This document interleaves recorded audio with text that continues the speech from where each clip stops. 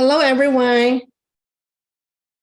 Welcome to UC Davis Healthy Soils Project workshop. Thank you for being with us. And I'm Ruihong Zhang. I'm professor in the Department of Biological and Agricultural Engineering at UC Davis. And I am the principal investigator for this project. We wanted to share our research resource with you. And the project is dairy manure compost products for healthy soils in almond orchards.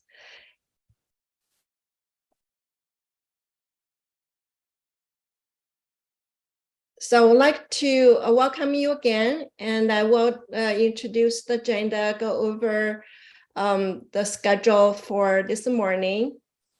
We have scheduled for 2 hours, and and we have our sponsors, speakers from sponsors to give their presentations and remarks, and also have a research team to present the research conducted and also key findings and the conclusions I want to share with you as a part of this healthy soil project. And so now we'll have Q&A, and we hope to finish this workshop by noon. And I will be the chair of the workshop and also MC for the workshop. I will be working with our speakers and keep the program going, and I will be managing the Q&A as well. And so for our audience, and your video and the mics are muted, and so we and you can type your questions in the QA. If you just open the QA, you can type questions there, and then we will be able to answer as we go. And if we have time after each session, and then we will answer questions as well. And so have our panelists to answer questions as we go. And we will have some time in the end to address questions that are not answered during the workshop. And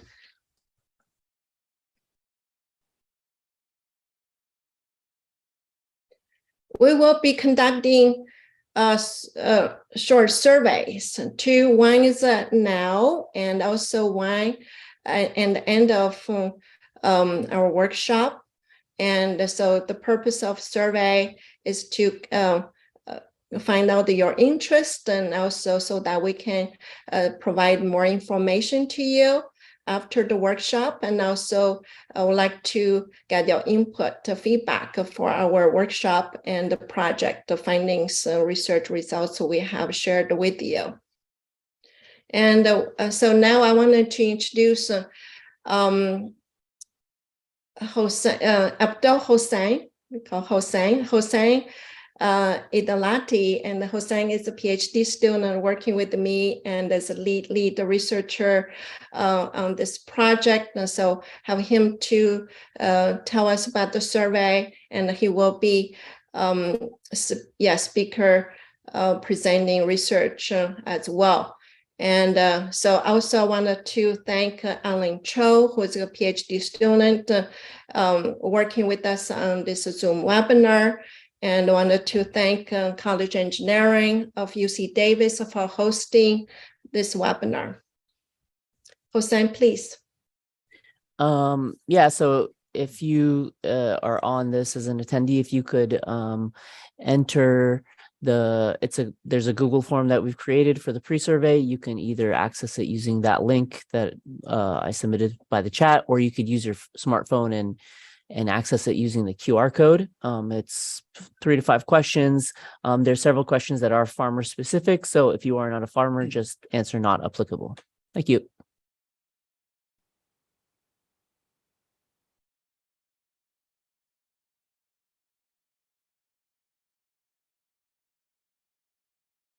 Yeah, if you can use the QR code or the link, and to complete the survey, short survey. We'll give you a little bit time.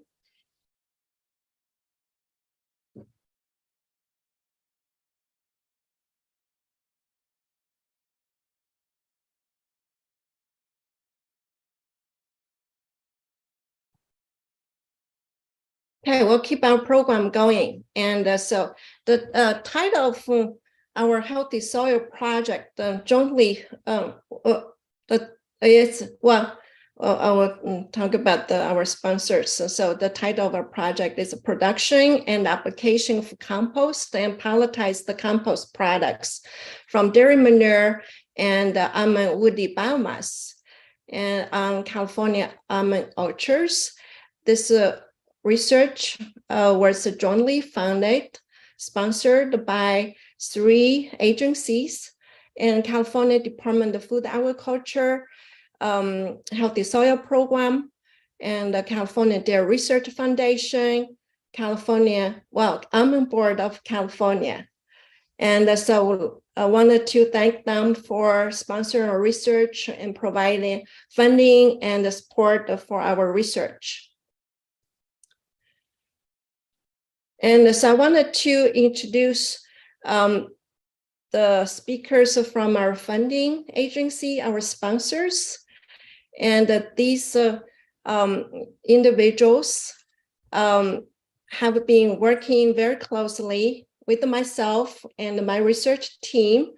And from standpoint of project management, grant management, and they also have been very closely involved in our research activities as well, and by providing the support and also guidance and helping finding the research sites for our experiments, and we really appreciate their support. So I'd like to introduce the first speaker. Is Elizabeth Hassan from the California Department of Food and Agriculture. Elizabeth has been the project manager for CDFA funded the project. And so Elizabeth is a senior environmental scientist. And so she works with the Healthy Soil Program in the California Department of Food and Agriculture within the Office of Environmental Farming and Innovation.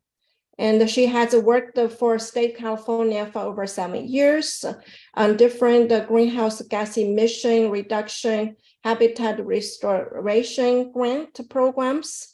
And with that, I will welcome Elizabeth to join us. Thank you for that introduction. I'm going to share my screen.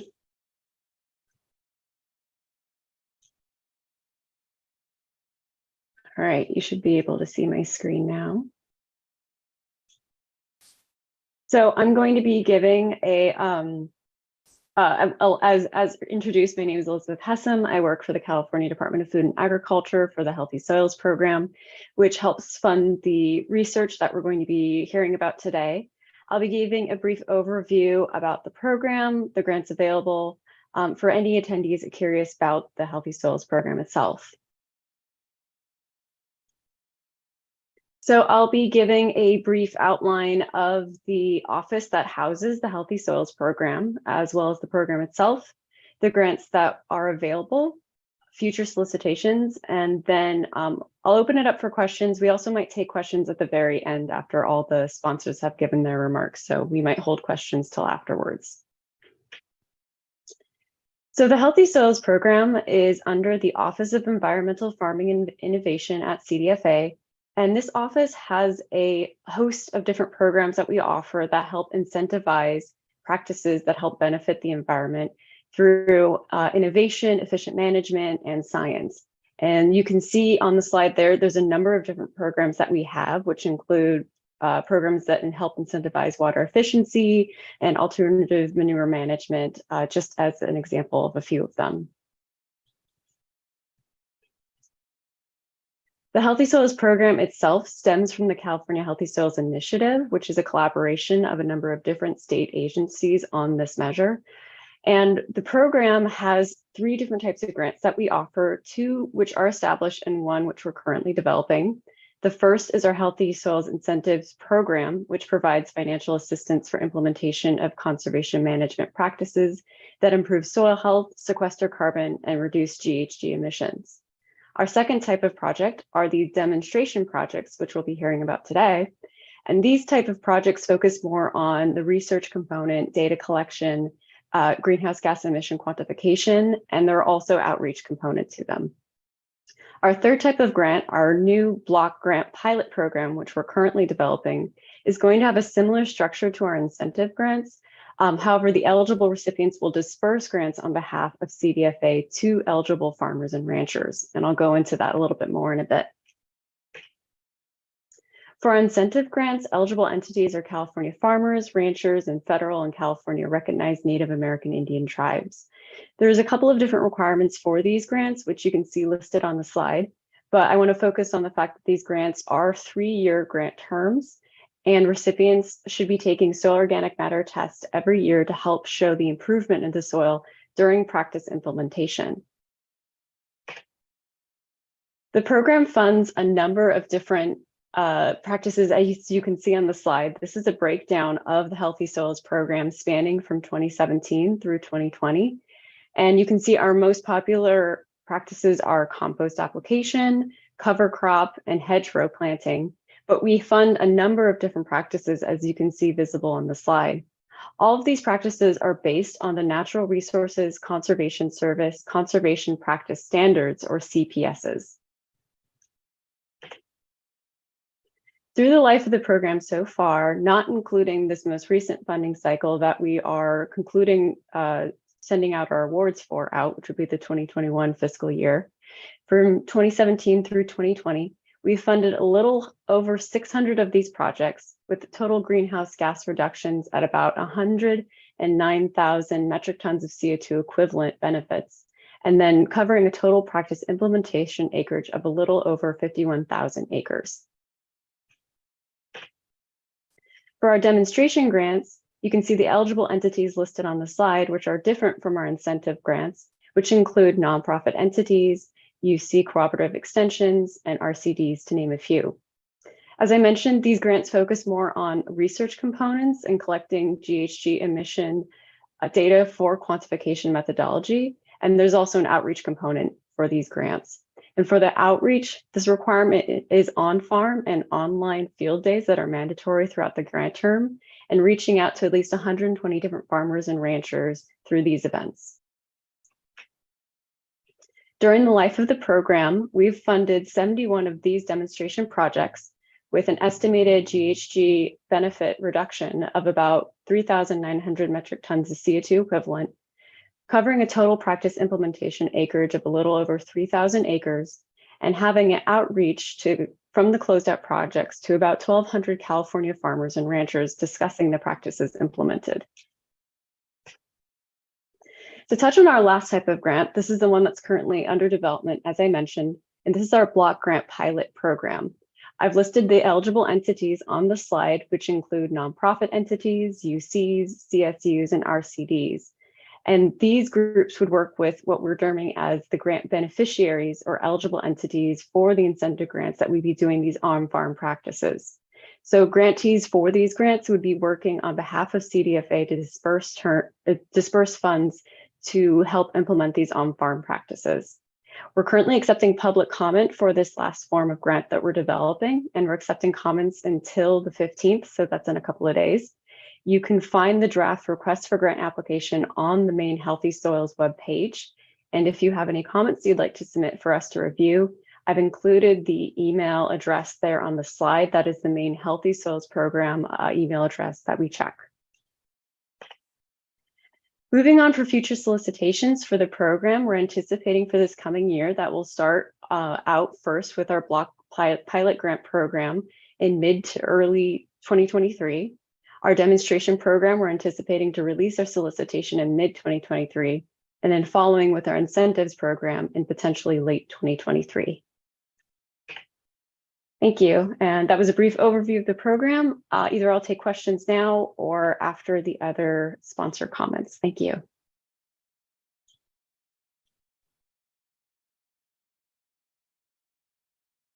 Thank you very much, Elizabeth. I don't see questions. Yeah, I don't see questions in the QA. So we will move on to our next speaker. For the audience, if you have questions, please type your questions in the QA. We'll have those answered as we go.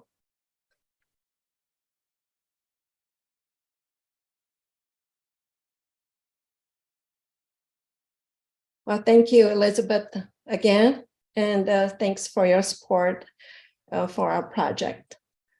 Our next speaker our next speaker is Denise Molinex, and she is speaking on behalf of our one of the sponsors for this research is the California Dairy Research Foundation.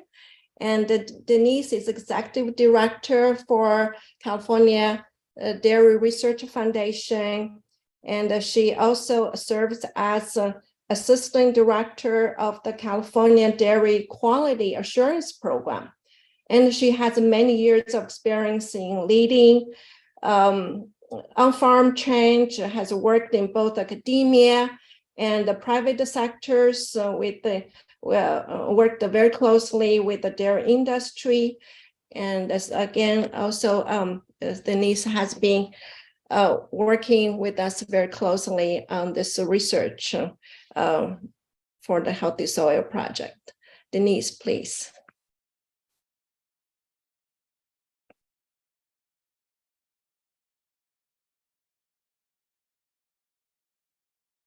Denise, can you unmute yourself?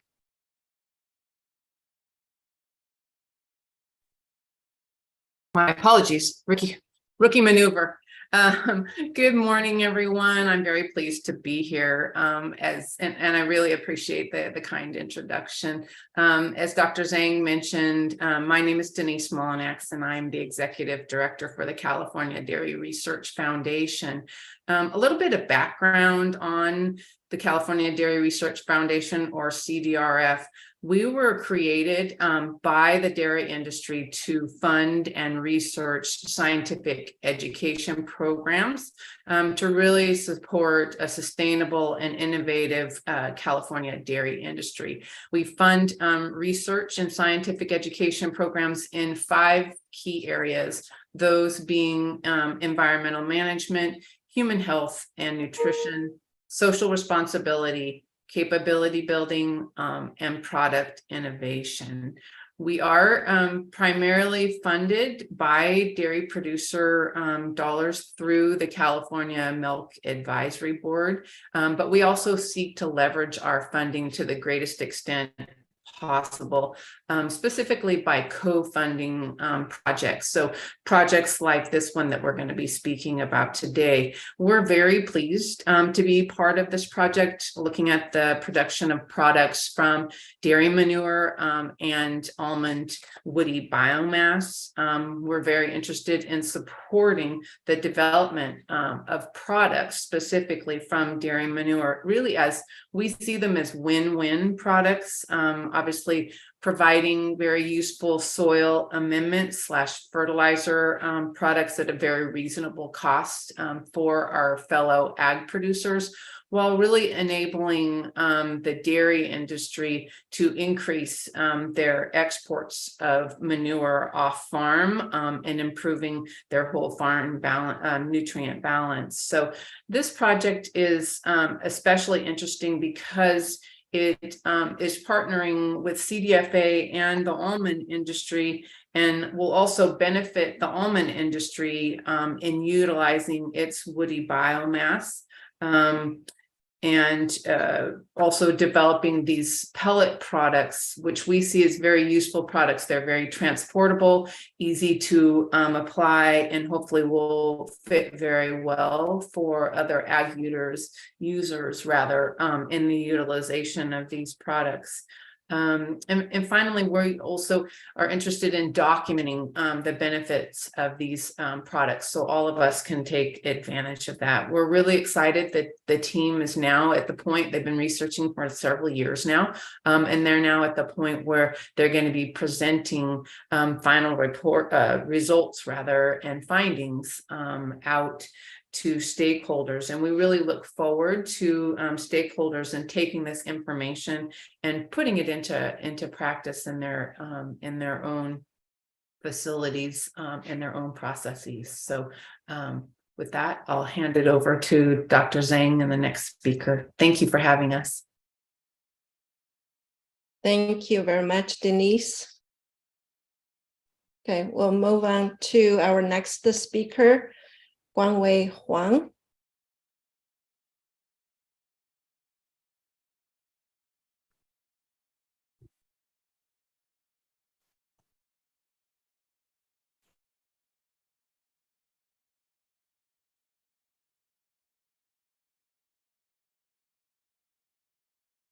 Okay, we'd like to introduce our next speaker, Guangwei Huang.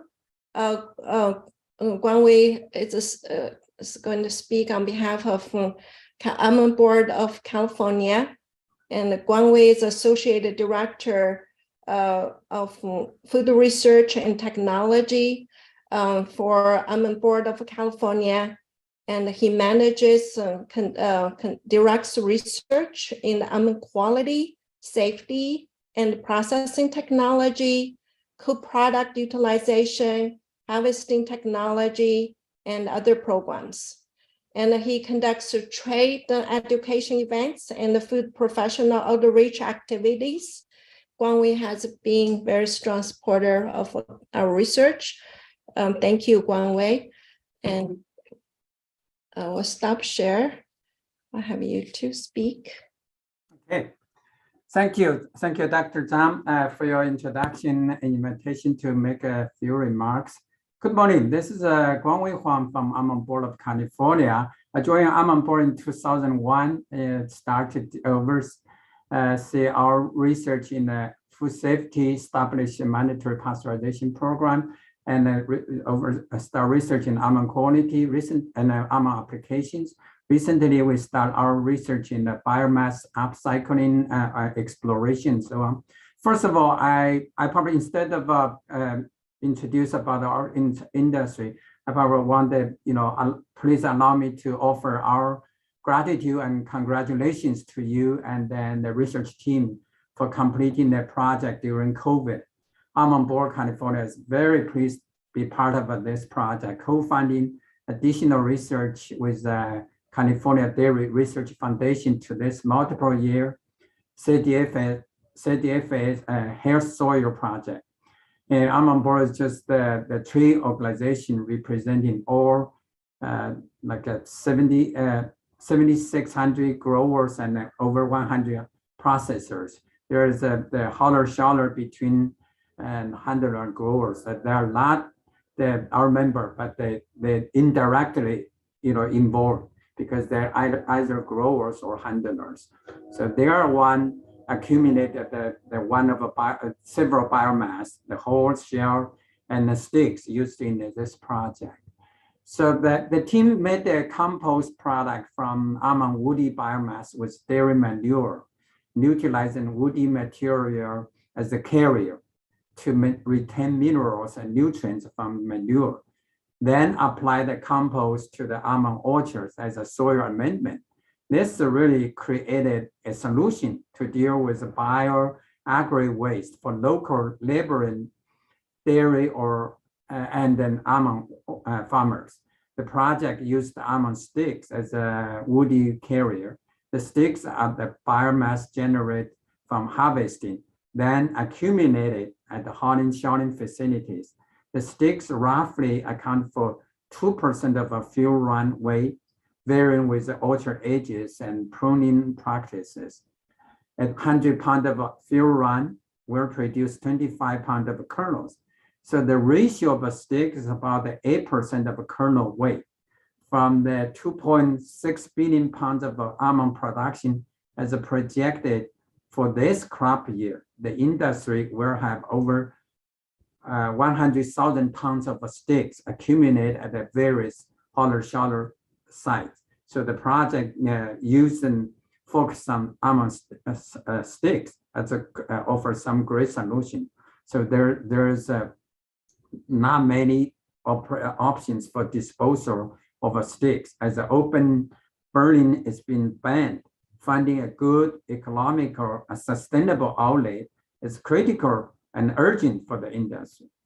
This project has identified an ecological way to make fertilizer from waste produced from local farms, and the outcomes have demonstrated potential value that can be generated from the biomass or bio waste.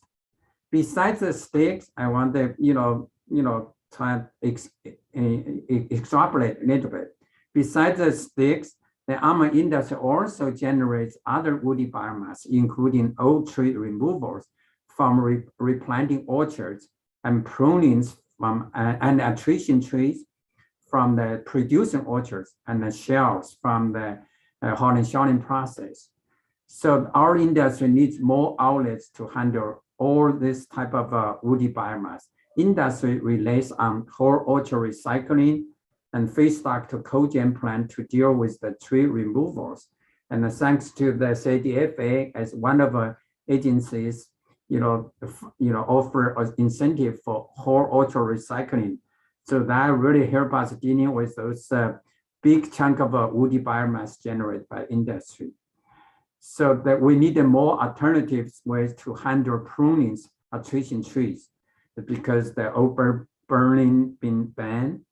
So I can see how the outcome of this project with the sticks can be applicable, extended to handle prunings and dead trees. So we are, estimate there's a 1 to 2 tree, due to disease or wind blowing, probably each year, one tree, that's 1 or 2 tree gonna, account for about over, half ton of weight. And then prunings probably generate over 0.6 tons of woody material each orchard. Assuming every 3 years, the orchard gonna do pruning. So there's generate lots of woody material. In total, I estimate we probably have over 700,000 tons of woody material. Those going to be accumulated in the orchards. So really, if how we can put the effort to extend, apply the research findings from this project with the sticks to dealing with those prunings and dead trees from on the orchard side would be great. Then, of course, the composting need to be at the, carried out at the orchard side and then at a small scale, that to avoid in transportation from various orchards. So if any outreach material on small scale composting or woody material with dairy manure can be created, they can be a useful tool to engage with almond growers. Looking forward to the comprehensive report from the team on the funding from the project. Really pleased to know that the project is ramped up. We should have a good results to do some outreach activity with our members. Thank you. Thank you very much. Very well stated. And thank you, Denise and Guangwei, for introducing our project, Healthy Soil Project, very well, and also especially the feedstock we worked with. Okay, and so I'm going to move on. Again, if you have questions, you can type in the QA. Okay, so yeah, in this Healthy Soil Project, we have been working on the past 3 years, and our project is going to conclude in March of 2023. And so this is the workshop we wanted to share some key findings and also the methods we used and the results and key findings from this project. And so Huang Wei has mentioned about the woody biomass. So in this project, we worked with the sticks, twigs collected from almond processor. We also worked with the dairy manure, the solids separated from dairy, flushed the dairy manure. And so we collected and composted the dairy manure lung, and we composted the dairy manure mixture with the woody biomass sticks and twigs. And with the goal and for this research is to recycle dairy manure and this almond woody biomass in almond orchards as a nutrient-rich, safe, organic amendments with the expected many economic environmental benefits, including soil and the tree health, greenhouse gas reduction, and carbon sequestration. So we'll be reporting our research results findings with regarding to those impact and benefits. And the objectives of research in this project are three. The first one, and we worked with the dairy, commercial dairy, and also we worked with the commercial almond processors. So we collect this feedstock, we characterized, we measured, and then we did a compost. And we evaluated the compost alone, and also we used the technology to produce a pellets. So we pelletize the compost, the products. And so we have two types of products, compost and pelletize the compost. And we investigated and demonstrated the effectiveness of these products, both the compost and pelletize the compost products. We applied in the commercial almond orchard and did a lot of research and measurements, data collection, and data analysis. And so now we'll be reporting those. And today, with the purpose to have this workshop so we can share our research results with you. And this project involves many, many people. Besides our research sponsors, project grant managers, and so research team involves faculty, staff, graduate students, undergraduate students of UC Davis from several departments. And the principal investigators are listed on this slide. So I am the PI for the project, but I worked with my colleagues and from Department of Biomedical Engineering and Department of Plant Science and Department of Population Health and Reproduction, and also Department of Animal Science. So it's an interdisciplinary research team and who have worked really hard for past 3 years, overcome many challenges, especially during the pandemic period. And so some of our co-PIs are here, and they will be presenting the research as well. And Dr. Hamed El-Mashed, Dr. Sad Dangshan Khalsa, and Dr. Pramod Pandey. So they will be presenting the research next.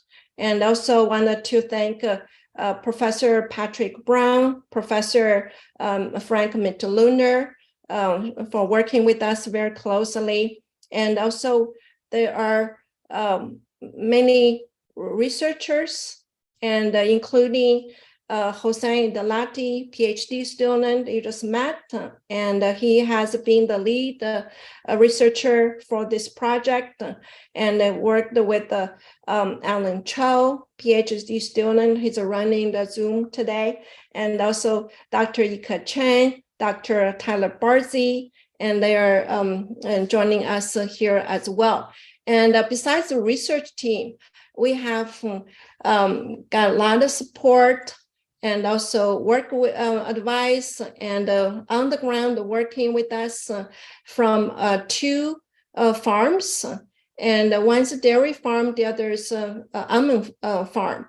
And Aaron Wickstrom, and he is from Wickstrom Dairies.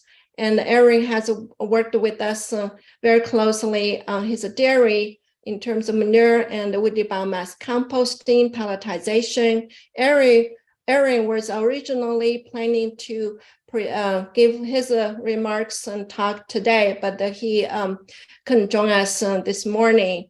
And so he sent his regards to our audience, to us.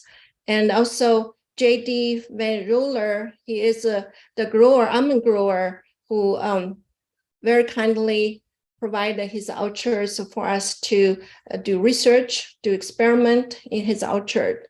And also many industry collaborators who provided the services, equipment to make our research activities happen. And I wanted to thank all of those people. And next, we will move to research presentations. So we have 4 featured research presentations. And so Hossein Idalati will be presenting composting, pelletization, and orchard application. And Dr. Pramod Pandey will be presenting microbial safety of dairy manure products, and also the products we produced and applied in the orchard. And Dr. Hamid Yel-Mashat will be presenting field greenhouse gas emissions and compost product economics. Dr. Saad Darshi Khalsa, and he will be presenting soil health and almond tree performance. Okay, with that,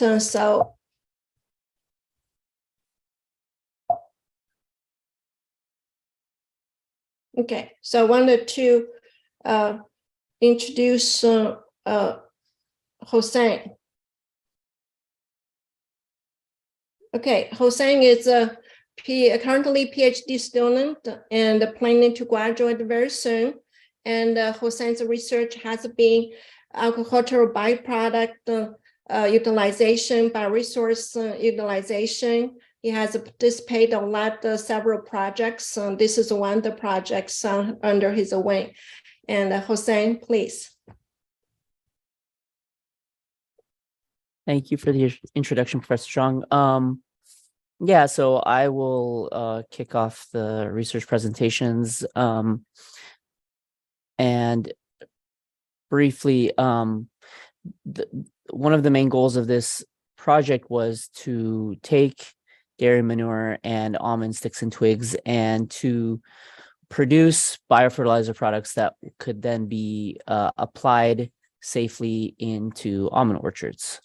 So we'll look at how we go from manure solids and sticks and twigs, the raw materials, to compost and to pellets.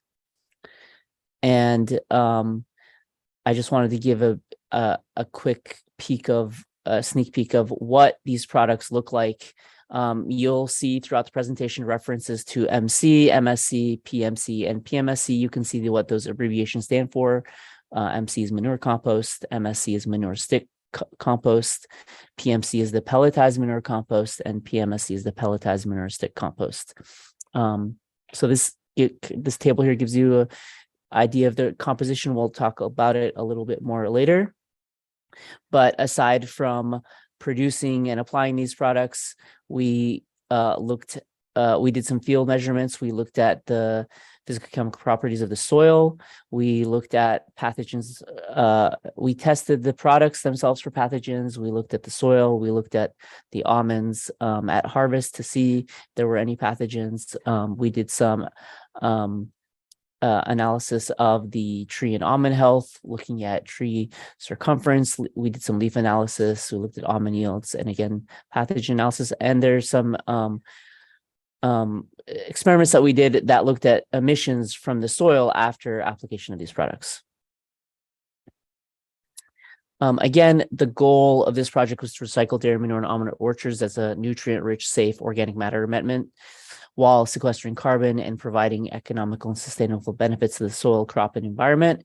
We investigated on-farm composting of dairy manure and dairy manure composted with almond sticks and twigs, and producing characterized physical produced products, compost and pelletized compost products, and we characterized physical and chemical properties of these products. We then applied the loose and pelletized amendments using a conventional orchard applicator.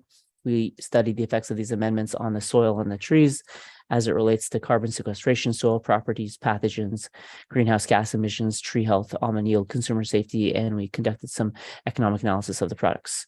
And finally, the last objective was to conduct outreach activities and disseminate the results to stakeholders at workshops like this.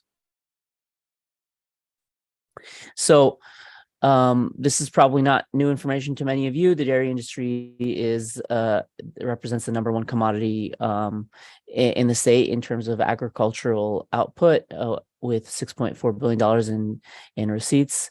We account for 19% of the U.S. milk and cheese production. We're the #3 agricultural export. The dairy industry is 1.7 out of so 2.5 million cattle in the state are part of the dairy industry. 1.7 million of those cattle are milking cows. In terms of challenges, over the many decades, with reducing number of farms and increasing herd concentration, there's been an impact on our air and water quality. California is a tough regulatory and business environment for many dairies, and many dairies generate a lot of manure, more than they know what to do with. In terms of the almond industry, this project will focus on the orchard debris accumulation by processors. When we spoke with the almond board, they expressed the challenge that a lot of the field weight of what goes to processors, 13% of it is just orchard debris, which consists of dirt, pebbles, rocks, sticks, twigs, trash. The twigs and sticks can be dirty and difficult to dispose of, and they can accumulate and take space on the processor facilities for many years. In terms of the dairy industry, on a typical dairy in California has about a herd size of 1,250 cows. So that's about over a 6-fold increase in concentration since the 1980s. A typical dairy cow excretes 120 pounds of manure per day. That manure is equivalent to the California human population of waste that we generate. About 50% of the methane emissions in the state have been attributed to the dairy industry, and this manure can impact the air, the water, and so these are some of the challenges of the industry. The particular dairy that we worked with had an advanced solid liquid separation system, and the solids that we work with for this project were the separator solids, specifically the fine solids. This is a nice, clean source of material for composting. This particular farmer uses a lot of the coarse and fine solids for bedding. The farmer recycles them by advanced solar drying, which is akin to composting. They have pretty rigorous composting operations on the farm, although they are not a composter. And excess solids are actually applied to land that is not adjacent to the dairy. This farmer has about 350 acres adjacent to the dairy and another 650 acres that's not adjacent to the dairy that can't be accessed from fertigation from the lagoon. Again, orchard debris is on average 13% of the fuel weight of material brought to processors. Debris is often not clean, consists of dirt, pebbles, rocks, sticks, and twigs, and trash such as drip tape. It has little to no value. It's given away at free at best. At worst, it can take up space for many years. It can be a fire hazard and can take money to process and to have hauled away. And this is just an example of one of the facilities that we visited. This is the processing line where some of the sticks and twigs are separated. You can see more sticks and twigs separated here at different unit operations down the line. And these are just some examples of sticks and twig piles that you might see on some processors. This processor in Chowchilla actually spent money to have their sticks and twigs ground. Although in our project, we ended up getting help from RDO and having them come out with a big hammer mill and have them grind the sticks and twigs even further for the purpose of composting. So what is composting? Composting is an aerobic biological process. It can produce fertilizer that is stable and free of pathogens and plant seeds and weeds. Composting is a nice process for reducing organic waste. It can help mitigate methane emissions because it's an aerobic process. And compost can improve soil health and helps conserve water. So in California,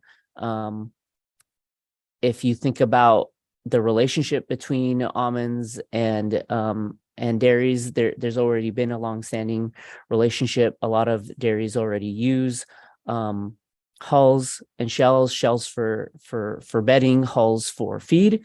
And so what we thought is that maybe if you could take some of those sticks back to the dairy, do some composting on the farm, and then you can recycle those amendments back into the orchard. There's a lot of overlap geographically in terms of these two industries as well in the state. So in terms of the process that we were looking at in this project, we were taking dairy manure and sticks and twigs. We were composting them actively for 8 to 10 weeks using windrows that were turned once a week. That compost, after active composting, was cured for a couple of months before it went to before we put it in through our pelletizer, and that produced our 4 different treatments that you can see: manure compost, manure stick compost, pelletized manure compost, and pelletized manure compost, which were then applied into our experimental plot. In terms of the experimental design, this was a randomized complete block design. There were 16 trees per microplot. The different treatments were unamended: dairy manure compost, pelletized dairy manure compost, and then there was dairy manure stick compost and pelletized dairy manure stick compost. The tree variety was Independence, and the application rate was 4 dry tons per acre. And so you can see kind of how the piles were constructed. This is wood that's been being put into the loader. Then it's spread out, and the farmer's constructing the windrows. And then weekly, these piles were turned, aerated, and mixed. We returned weekly to take measurements and samples. And basically what we did is we kind of looked at each of these piles and put in temperature probes at 4 different locations in each pile. We monitored temperature in the pile about halfway up to see how hot they were getting. We were monitoring ambient temperature, and we were also taking weekly measurements of the dimensions of the pile to kind of estimate, how much of this material is getting burned off during the composting, how much moisture are we losing. And so this is some pictures of what some of that work looked like. And in terms of results, very quickly, the piles got up to 60, 65, 70, even 75 degrees Celsius. And the yellow dots represent the ambient temperature. The gray and blue and black and orange dots represent the temperature in the piles themselves. As you can see, there's a drop every week, and that is basically when the piles were turned, we would take the temperature sensors up. The manure stick piles achieve hotter temperatures faster, but both of them achieve pretty high temperatures between 60 and 70 degrees Celsius. And then again in 2020, we saw similar results. The piles achieve temperatures of up to 70 degrees Celsius. In 2019, we actually added water at the beginning of the composting process, but the manure is pretty wet itself, so there's not really much of a need. So we didn't do that in 2020. As the piles start to lose moisture around week 5, then the temperature starts to drop. And this just shows in 2019 kind of the change. The moisture content drops from 77 to 40% in the manure only, and 71 to 45% in the manure stick piles. And we're losing about 36% in terms of total solids on a wet basis, and 62% in terms of organic volatile solids or organic matter on a wet basis. After composting, we ran the compost through a flat disc pelletizer and kind of some of the benefits of pelletizing are it increases bulk density, improves handling and storage. It can reduce dust generation, can be more attractive for higher value markets. So these are some pictures of the lab scale pellet mill that we used. It's a pelletizer. It's been for collection, screen. And these are the results, or this is the composition of the different products. So as you can see, pelletizing increases bulk density of the manure compost by about 2-fold, and the manure stick compost by about 1.5-fold. C to N ratio between the manure compost and the pelletized versions doesn't significantly change, but there is an increase in C to N ratio when you add sticks.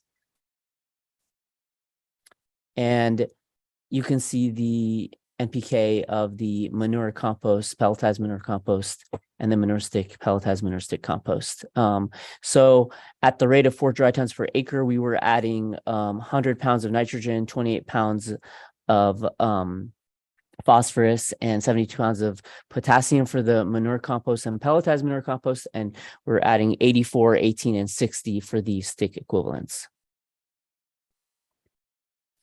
This is what the pellets look like up close and in the applicator.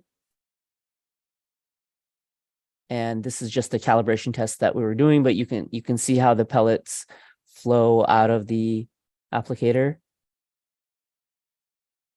And these are some images of compost application on the left and pellet application on the right, and how they flow out and onto the berm. This farmer had micro sprinklers at the site. It wasn't drip, so there's a bit more wetting that happens on the amendments. And this is harvest data from 2020. We didn't, between the different treatments, we actually didn't see significant differences. And in 2021, these were the yield results. So this chart shows farmer's data for what he had in terms of harvest from, he didn't have treatment level data, he had plot level data, and we kind of were comparing that to what we were seeing in the orchard, which was pretty close in terms of the number. And so in terms of conclusions, for composting after 8 weeks of active composting, temperature profiles and mass changes were similar between the two types of compost. The manure only and manure stick compost, the total solids loss was 36%. In terms of volatile solids loss, it was 62% for both. The woody biomass we noticed doesn't fully break down after 8 weeks of active composting. You can still see visible particles after 8 weeks, while the manure only compost is more homogeneous. In terms of pelletization, we observed that even though we were expecting the compost would have to be between 10 and 15% for pelletization, less than 20% was too dry. It was plugging up the pellet mill die. 35% was too wet. The target range that we found worked best was 25 to 35% on the dairy.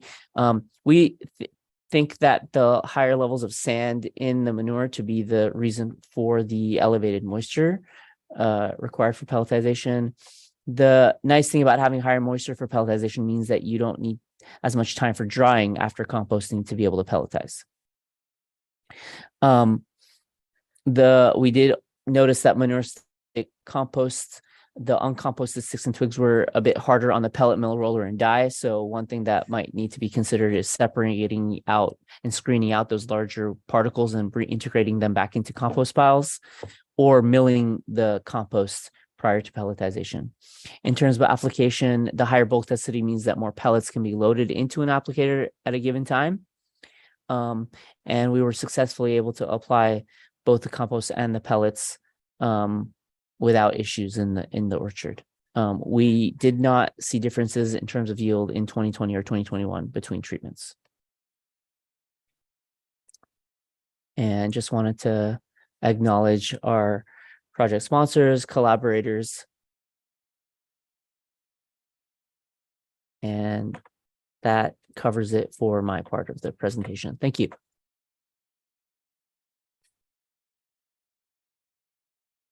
Thank you very much, Hossein. We'll move to our next speaker, Dr. Pramod Pandey.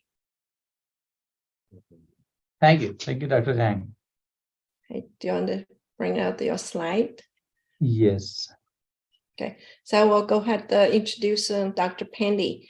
Dr. Pandey is a co-PI on this project, and he's a faculty member of 3 departments. And the Department of Population Health and Reproduction. And he's also with the Department of Land, Air, Water Resources, Department of Biological and Agricultural Engineering.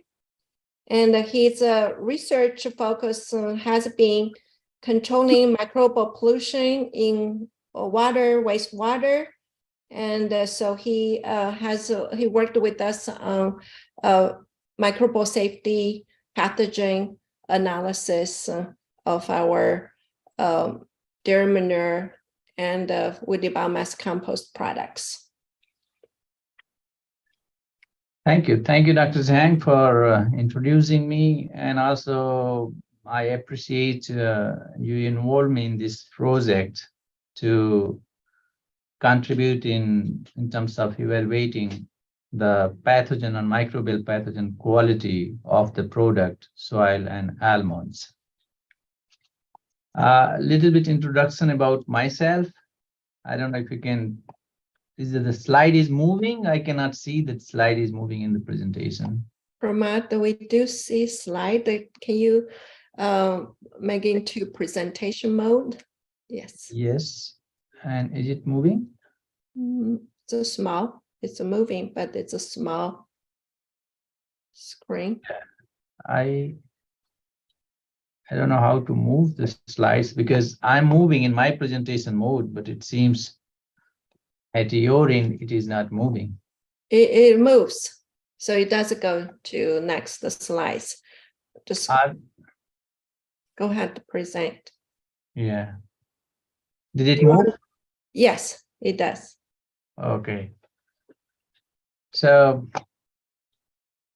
just a little bit introduction about the department I'm working. I'm working in a school of veterinary medicine in the Department of Population Health and Reproduction.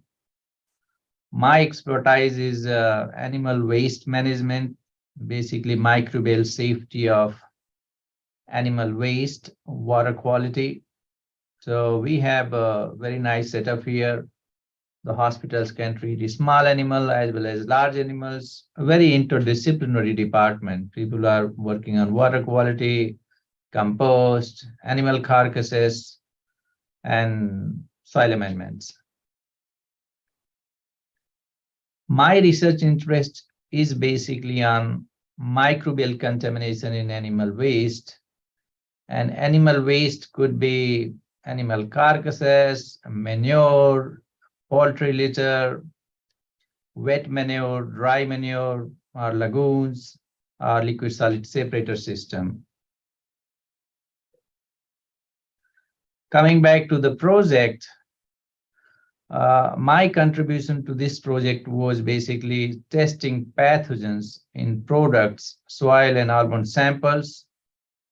So first thing was to implement the preferred and suitable procedures for microbiological analysis of samples. We used 3 different methods for enumerating bacteria in samples. And also we used 2 different labs for the microbial analysis. Enormous amount of platings, work, and redoing was done in order to ensure the robustness of data. So these 2 labs are here. One lab is located at Department of Population Health and Reproduction, School of Veterinary Medicine, UC Davis, and this is Biosafety Level 2 lab. This lab is equipped and designed for clinical, diagnostic, teaching, and research. It works on agents which has a moderate risk, for example, E. coli 157, Salmonella, and Listeria monocytogenes. And the second lab we use is a Kansas State Veterinary Diagnostic Laboratory. That lab is well recognized all over the nation, and basically it works on diagnostic samples and fecal sample analysis. So we use 3 different methods. First method was FDA's BAM method, Bacteriological Analytical Manual, and that is for E. coli and Salmonella. That method uses a selective and differential culture medium for bacteria enumeration. The second method we used was the EPA-based method, membrane filtration, that is used for detecting and enumerating thermotolerant E. coli. And this has excellent performance for detecting the thermotolerant bacteria, and the agar we use is basically 15 to 20 times more expensive than normal agar. And third method was PCR-based detection that detects a SIGA toxin producing E. coli. And we have analyzed for samples for STX1, STX2, E. coli 157, 15, 45, 121. So basically many serogroups.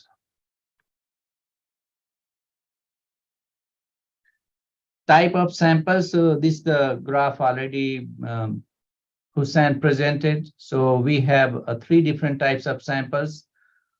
Year 1 and 2, we have a product sample, and those products are manure compost, manure-stick compost, pelletized manure, and pelletized manure-stick compost. Soil samples we tested for year 1, year 2, and year 3. So there were 5 treatments, 4 replicates in 3 years. We have total 60 samples. And almond samples, 5 treatments, 4 replicates, and 2 years at harvest. So basically we have total 40 samples. As Hussain mentioned, this experiment was randomized complete block design, which is a standard type of design used in this kind of testing. So first I will present the results for the Salmonella. So we use XLD agar, which is a differential medium used for the isolation differentiation of Salmonella in food samples, environmental samples, in clinical setting. So once we dilute or mix pellets or soil sample with PBS buffer, then we do the plating. And if there are, after 24 hours, when we incubate the plates at 37 degrees Celsius, if there is a Salmonella, then we will be having red colonies with black centers.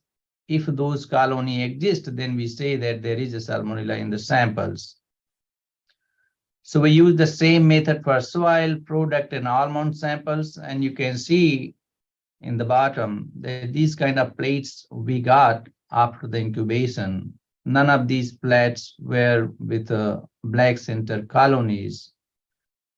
And this kind of led to the conclusion that these samples does not have a Salmonella, and which is very similar to the previous results. Many scientists, they try to detect the Salmonella in manure samples, especially dairy samples.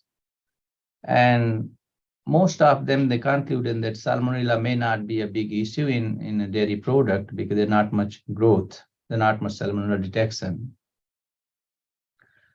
Second was E. coli testing. These are the results for E. coli. So we use McConkey agar, which is a solid selective differential agar, and it cultivates gram-negative bacterial species. It is used for detection of E. coli 157, E. coli in environmental samples. So the same sample preparation method which we use for Salmonella, we use for E. coli as well as mixed with PBS buffer and then plated 100 microliter in these plates that has agar, McConkey agar. And if there is E. coli, then it will give us pink to dark pink colonies like donut shaped. So we used soil sample, product sample, and almond samples. What we saw in the plates, there was not like exact E. coli 157 or pathogenic, but there were mixed growth. And since it was a mixed growth and we were not able to confirm that they are E. coli or pathogens, we needed to do a secondary level of confirmation, and that was needed. So then we used a third lab that was Kansas State Veterinary Diagnostic Laboratory. And basically we sent all those samples which we saw the mixed kind of growth. And finally, these are the kind of reports. So none of those samples were positive to all the E. coli 36, 45, 157, SX1 and 2. So almost all samples were negative for those pathogenic organisms. So finally, conclusion is that we have tested these samples for E. coli and Salmonella. Testing was done and the study is robust, reproducible. Secondary confirmation was done to verify E. coli 157 because we wanted to see if that growth is pathogenic or not. We use standard methods, FDA and EPA-based method. And based on these analytical work, we can conclude that samples were negative to Salmonella species, samples were negative to pathogenic E. coli in a species. Few growths which we saw in the beginning, that was mostly Proteus, and those are common in environmental samples.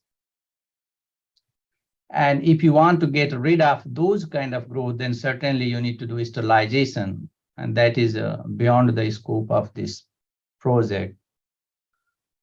So I wish I could have more interesting results, but the thing is that we have not found any pathogenic organisms. So the interpretation is very simple, that the product we tested, it does not have any pathogenic microorganisms. And that is the end of my presentation. Thank you so much. If we want to see the further identification of those growth, then perhaps we have to do whole genome sequencing, and that was not the scope of this project. Thank you so much. Thank you very much, Parmat. Appreciate your presentation. And next, we'll move to Dr. Hamid Yelmashed.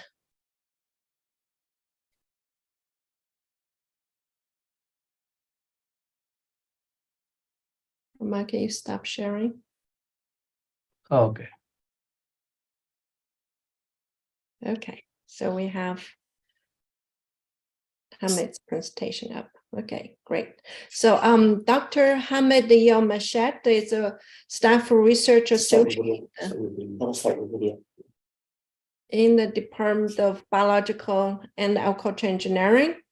And so he's a research focusing on bioresource recovery, waste management, and wastewater treatment. He's an expert of fungal digestion, composting, and other waste or biomass conversion processes and technology. And so he will be presenting the field, the greenhouse gas emissions and the product economics findings. Thank you, Please. Professor Zhang, for the introduction. Good morning, everyone. As Professor said that my name is Hamad Mishad, and actually I'm presenting this part on behalf of the research team here.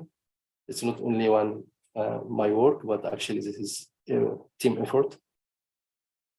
So I would like to go first in some introduction about the emissions from fields, and then I will go methodology used for emission measurements on the orchard, almond orchard specifically for this project. And then I will present some of the results that we obtained through this measurement of the emissions. And also I will end up with preliminary cost analysis of pellet production. So if we look at here, this is carbon and nitrogen cycling in orchard agro ecosystem. We'll start actually from maybe applying some fertilizers. In our project today, we also applied some carbon. So basically, fertilizer contains some carbon from the pellets and from manure products. And also we have nitrogen, of course, in the product. We have also some kind of nitrogen from the atmosphere also. This can be also as part of the ecosystem here. And we have also leaves, carbon, nitrogen. These leaves can also drop in the soils, can be contributing to the carbon and the nitrogen balance. And of course, some of this carbon and the nitrogen can live with the carbon outside of the field, basically. We have here, if we have the material actually reaching the roots of plant here in orchard, there are some microorganisms and enzymes, all of this microbiota in the soil that can convert all of this carbon and the nitrogen to different gases. Among them, of course, some may be carbon dioxide, and here some may be also methane, but in reality, we have also found that, or researchers basically found that orchard can be oxidizer for methane. Beside actually this carbon cycle here, we have also some processes for nitrogen. There is some immobilization for in the soil. Of course, if we have some carbon that can be also immobilized in the soil, which is actually carbon sequestration in our case today. And also for nitrogen, also can have the organic nitrogen in the product. It can be mineralized to ammonia that can undergo nitrification and then reducing nitrate, and then the nitrification that can be reduced at the end is nitrogen. And of course, we have also some NOx and some nitrous oxide. So basically today, we are actually interested in measuring the emissions of nitrous oxide and also carbon dioxide as carbon emitted to the air. And what happened to methane? This is basically the three gases that we are discussing today for the GHG, or greenhouse gas emission from the orchard. So what we did here, this is what we measured. So we have the orchard here. We have used the fluxed chamber, static chamber, and we have here the fluxed chamber added. One chamber was employed for each plot, for each treatment at the berm here, and between majority of the treatment between 5 and 6 trees. It might be actually moved from between 1 and 2 sometimes, but majority of them was between 5 and 6 trees as we numbered them. And also one of the fluxed chamber was also employed in the alleyway. So we have there, we also, this is basically the picture of the fluxed chamber and how it looks like. And here, this is how to measure the temperature in the headspace of the fluxed chamber. And the last one, how we sampled actually the headspace of the fluxed chamber. So before actually we collect the samples, we have to, we monitored actually that we need to measure prior and after the irrigation and the precipitation, basically 1 day before the event, either from irrigation or precipitation. And after the event of water applying to the field, we measured also 1 to 4 days after the event. We started the emission measurement at 2 o'clock in the afternoon, and then sample over 1 hour period in the headspace of the chamber as recommended by the standard method for this analysis. Temperature also was measured for the temperature for the soil and for the headspace of the flux chamber, and we sampled the soil on the day of measurement of the emission. What we measured methane, nitrous oxide, and carbon dioxide using the gas chromatography. So what we measured here, we have 5 events. We measured actually in July 2020, May 2021, July 2021, October 2021, and March 2022. We have 3 events of irrigation and 2 events of precipitation. This is the days that we measured the emission, again, 1 day before the event of water application, and at least 1 day after the event. So here, this is, I would like actually just to present a few of these events. And here, as you can see, this is the emission of methane, nitrous oxide, and carbon dioxide in May 2021.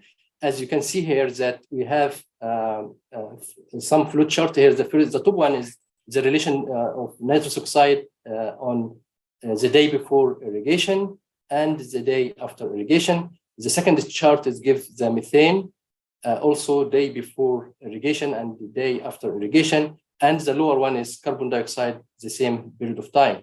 On the right-hand side, you can find also the total mineral nitrogen on the day before and after the event. And the second chart is the dissolved organic carbon on the same thing, also same time. And the last one is the temperature of the headspace during the measurement of the gas.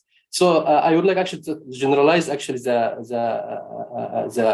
what I'm saying about the temperature. Temperature basically didn't change over time during the measurements. Actually, if you look at each day of the measurements here.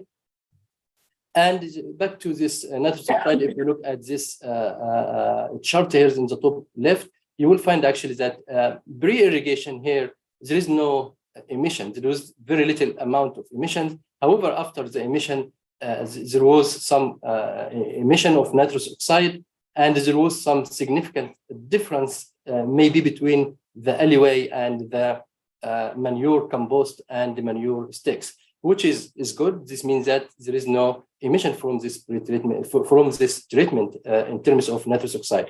The other treatment also, there were actually some emissions, but there were no significant.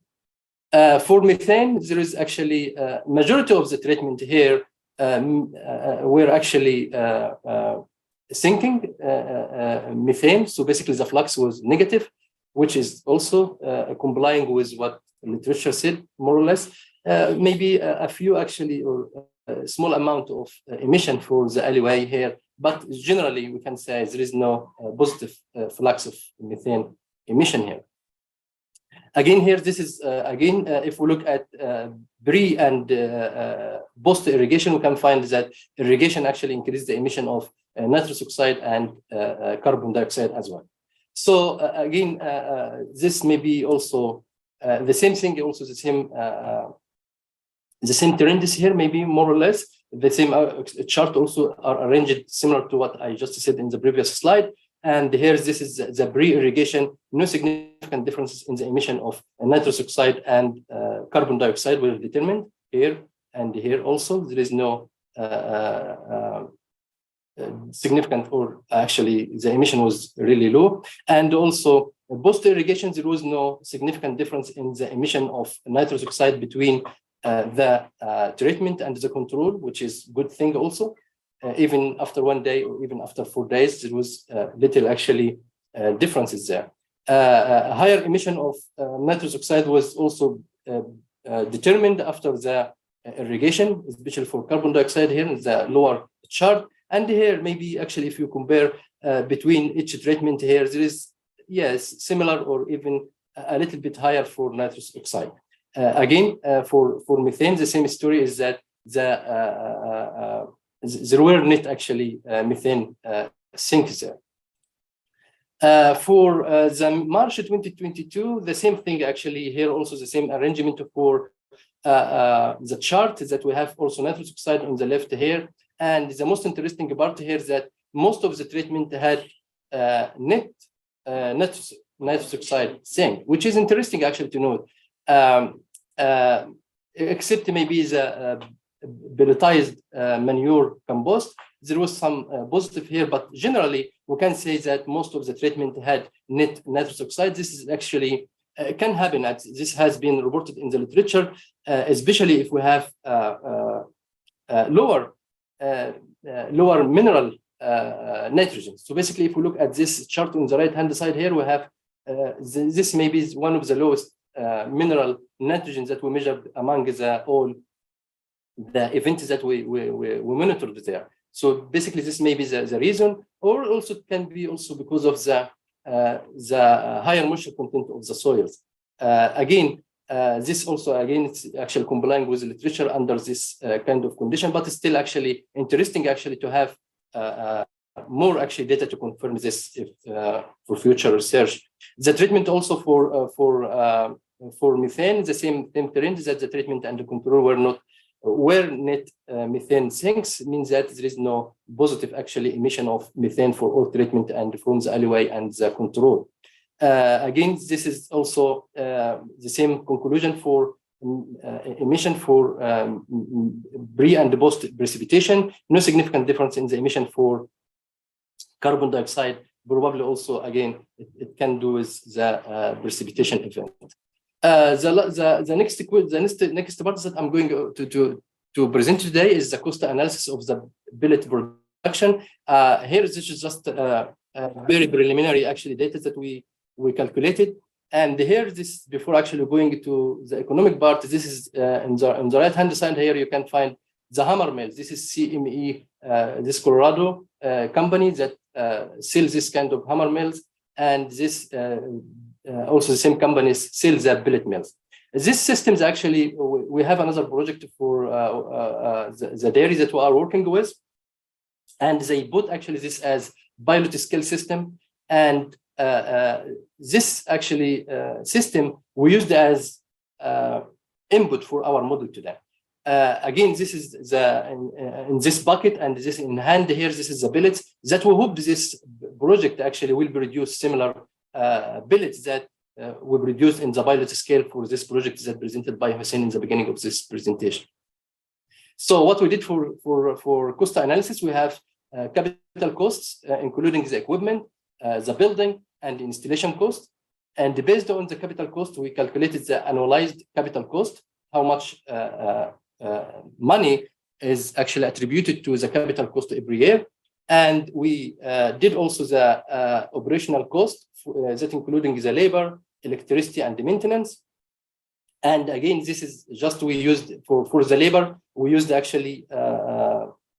common labor rate, and we also calculated how many hours per day and so on and so forth. And for the electricity, we got the blade rate for this equipment, and maintenance also we have assumption for this for the maintenance cost.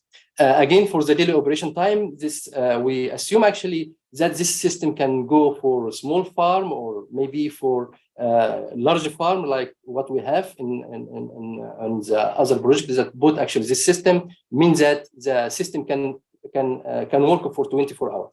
So again, here this is the input for the cost analysis. We have the interest rate for 8% every year, and we have the capital cost about 255. This is including the building, including the equipment, including the installation. And this is based on that we have the annualized capital cost about 29,000 or about 30,000 per year, and the number of working days 260 days per year, and the capacity of this system is 1.1 ton per hour. So in this case, again, we assume that what would be the cost for a small farm that can only run the system for 8 hours, and here this is the cost per ton here. Basically, the operational cost is a total yearly cost, and pellet production basically about 2,364 ton per year. And at this capacity, we can calculate the cost per ton about $41. If we have bigger farms, this may be drop to about $33 per ton. Okay, So with that, actually, I would like to conclude here. Again, this is a higher emission of carbon dioxide and the nitrous oxide were determined post-irrigation than pre-irrigation. For most of the emission measurements, there was no significant emission of nitrous oxide from amended and unamended field, and negative methane flux was determined for ore treatment and control. Of course, we need actually this basically was just event measurements after irrigation or precipitation, but we need actually to have longer term and more frequent emission measurements so that we can actually have a better calculation for the carbon and the nitrogen budget. Again, as the last conclusion here, this is the estimated cost. Again, this is preliminary, maybe actually change in the future. And this is what we hope that actually after the farm installs the big system, we are going actually to measure the real electricity there and see how this system will behave and how the pellets that will be produced from this pilot scale will be different from that is produced from the small scale that we used in this experiment. With that, I would like actually to end up here and thank you for your attention. Thank you very much, Hamid. You answered one of the questions that was posted about the cost of pallets. And certainly besides pallets, there was a composting, manure collection cost, which we are adding. We're still in the process of doing cost benefit analysis, and we'll have those results included in the final report. Thank you, Hamid. Okay, so our next speaker is Dr. Saad Dangshan Khalsa, and he's on the faculty of Department of Plant Science, and he is an assistant professional researcher. And Dr.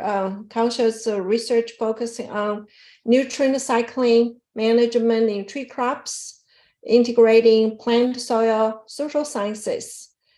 And in addition to leading multiple research projects efforts in the soil, crop, especially orchard research.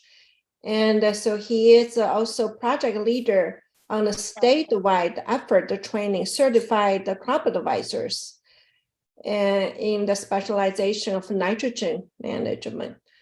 He will be presenting soil health and almond tree performance research data and findings. Saad, please. Thank you, Dr. Zhang. Happy to be here with everyone. Just a thumbs up to everyone. You can see my slides and hear me okay? Very good. Awesome. So I'll speak today about soil health and almond tree performance as related to this Healthy Soils project that we all heard about so far this morning. So again, my name is Saad Darshan Khalsa. I'm in the Department of Plant Sciences at UC Davis. And I'm really excited to be talking to you all today about this particular project. I think it was kind of the culmination of a lot of different efforts. Started when I was a postdoc quite a number of years ago, in seeing that the dairy industry actually had a lot of synergy with the almond industry, and trying to see how we could bring these two industries together to solve important problems. The dairy industry had a resource in manure, and the almond industry had needs in terms of nutrients and soil organic matter, and seeing how we could bring them together. And I think all the speakers that have presented so far today have shown that indeed that this can be possible, and high quality, safe, valuable manure products can be made by California dairies and applied to orchards. So in my presentation, I'll go through a little bit about the grower analysis that I did before the start of this project, talking about those grower concerns. These are almond growers, and sort of the overall availability of organic matter in the San Joaquin Valley in particular. I'll talk about soil health, not the entirety of soil health because it's a very complex and exciting topic, but I'll talk specifically about nutrient and salts, which have always been a concern when using manure products. So I wanted to make sure we have data on this project related to that, and I wanted to deliver some of those results for you all today, as well as how it relates to organic matter. And in terms of tree performance, like my colleague had just said, we didn't see any negative impact on using these products in orchards. At the same time, we didn't necessarily see an increase in yield quite yet. That was highly significant. But there are certainly other valuable uses for using manure products and other types of compost and amendments in orchards. But today I'll just touch a little bit on what we found as related to macro and micronutrients. And then lastly, one of the themes that came up from this particular research project was the effects on soil texture. Effects, it should say, of soil texture. So we had a previous study that looked at some of these similar measurements on different soil types.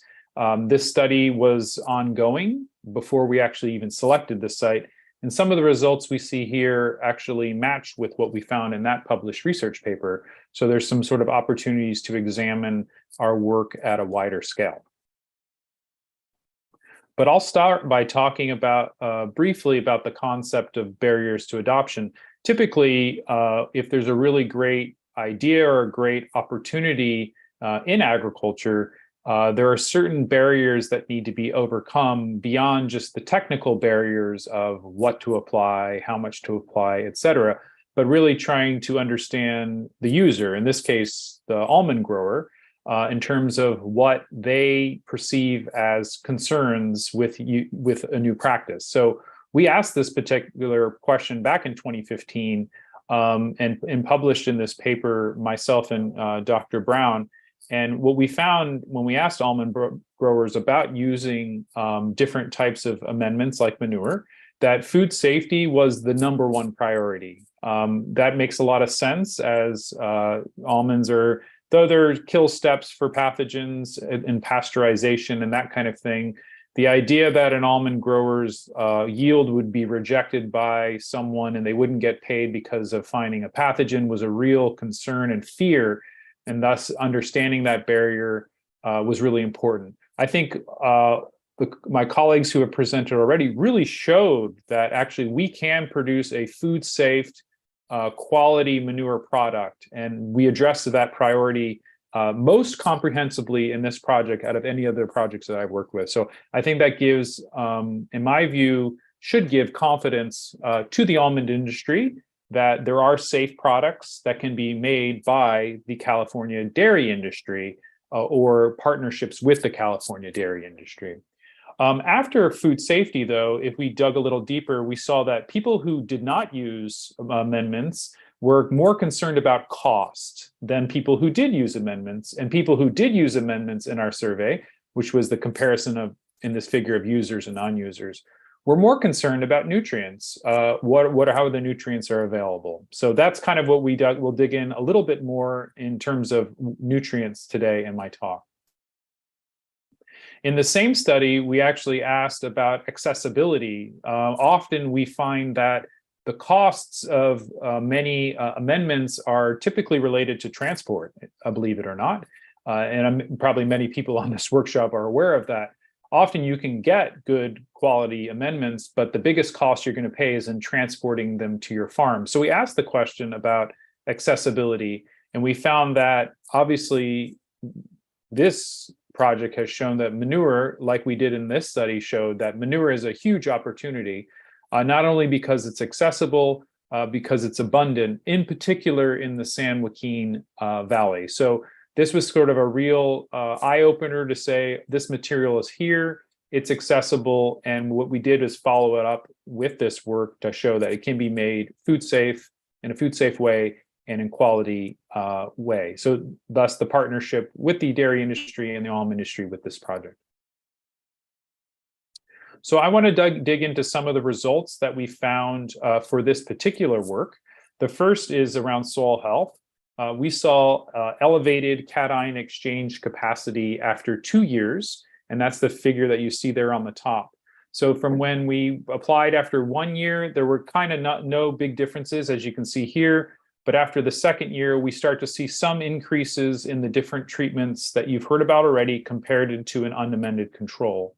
There was no significance just yet, but the fact that we start to see this after 2 years is a good sign, and we saw something similar. Keep in mind that the soil that we're on is a very, very sandy soil.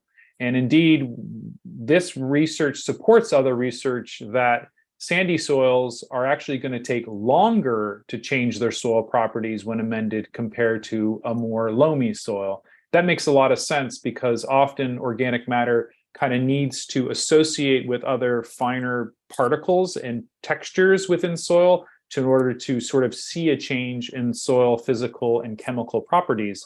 While sandier soils don't have as much easy association between organic matter because there's lower amounts of clays and silts, and thus it's going to take more time. So this is a kind of counter to typical industry belief that amendments would do best on sandy soils. They can, and they do, but they're actually going to take more time to see change than a loamy soil. And that's kind of one of the things that we found in this study here. There were slight increases in electrical conductivity within the soil compared to the unamended control. And that makes sense. Some of the manures do have salts in them, and we need to be sort of aware of that. But you can't disassociate sodium from potassium very easily. So on one hand, we don't want a lot of sodium in the soil and then in the tree because that creates salinity problems. But on the other hand, almonds use more potassium than they do nitrogen, and potassium can be more costly. So the fact that potassium is being delivered as a valuable nutrient from dairies to almond orchards is a really important opportunity that we need to see. So we did see elevated levels of electroconductivity in the soil, not significant, but we also saw increases in soil exchangeable potassium, which is important, although those differences also were not significant.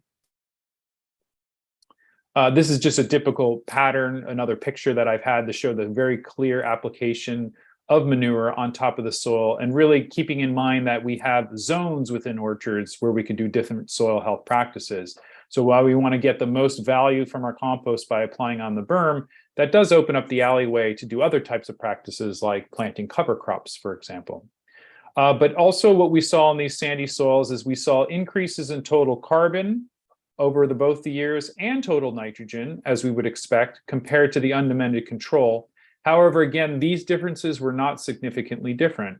And that might be attributed, again, to the soil texture. It's just going to take more time in a very sandy soil to see increases in soil health, as indicated by nutrient capacity, cation exchange capacity, and levels of soil organic matter measured in total carbon and total nitrogen compared to our more loamy soil. So that's a real take-home message that people need to be aware of from this workshop, is that if indeed you're going to make an investment in using manure products on your orchard, that if you're in a very sandy soil, you're going to have to expect quite a few number of years before you're going to see significant differences compared to a loamy soil like a sandy loam or even a silt loam soil. And those soils, you can see buildups and changes in soil health faster as related to physical and chemical properties.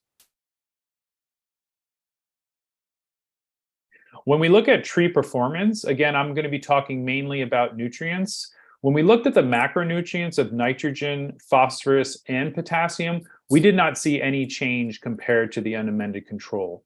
That said, all of these trees also received the same amount of fertilizers, and our treatments were on top of the fertility program already in place. So basically, that's suggesting that if there were any differences between the application of NPK nutrients in the manure products, that they weren't significantly different to overcome the fertility program that was being applied to the unamended control. That's a short way of saying that we did not see an effect on the way that we coupled the amendments with a full fertility program. However, we have other trials in other parts of the state funded differently where we have been able to reduce the nitrogen and potassium inputs by up to 15 to 20% after 3 to 5 years of amendments. And then we saw that there was really no effect on yield or leaf tissue levels. So in other words, as we use organic matter to build up soil health, we can potentially then reduce the amount of fertility that we apply, your UAN32, CAN17s, KTS, SOP potassium rates, and sort of start leveraging the nutrition from the amendments to sort of play that role or substitute that partially substitute that role of fertilizers. But in our study over the first 2 years, we did not see an effect, which essentially shows that it didn't harm, but it didn't necessarily help beyond the fertility that was already in place. In other words, the unamended trees had decent fertility and we were just applying more on top of it, and that didn't show an effect just yet. We did, however, increasingly find that there was a slight increase in iron and zinc. So over here on the top, we see the zinc levels in year 1, year 2 compared to the unamended control. Not significantly different, but being able to see an increase in iron is very interesting to see. And typically in zinc as well. So between year 1 and year 2 with our different treatments, we saw elevated levels of leaf zinc content. So that was good to see, because often micronutrient deficiencies can come at a large cost with foliar application. But seeing that the amendments are sort of creating some more availability of iron and zinc was encouraging to see. There was a variability effect in sodium. So we always want to think back to our concern about salts from manure products in orchards. In year 1, we did not actually see any effect. In fact, the manure treatments were a little lower than the unamended control. And then when we re-amended in year 2, we started to see that we were slightly higher than the unamended control. So that's kind of just showing that there's some trade-offs there. It's not to say that this data is showing that it's not creating a significant effect, but indeed, if I were to start using manure products in an orchard that I was operating, I would try to keep an eye on these sodium levels within the leaf tissue to make sure that it's not getting elevated, that could create a salinity risk and potential impact yield in the future. But our results show that that was not the case after 2 years. And of course, as we showed already, there was no effect on almond yield. So indeed, by using these materials, we are not showing that the almond yield was hurt in any way, but we would often say that in a lot of our work that it sort of takes some time in any of these work to sort of build up the soil. It's like making an investment to then start to see the effect on the tree. So lastly, I want to show some effects on soil of soil texture here. So this was a study that we did in Stanislaus County. We compared a loam soil with a very sandy soil.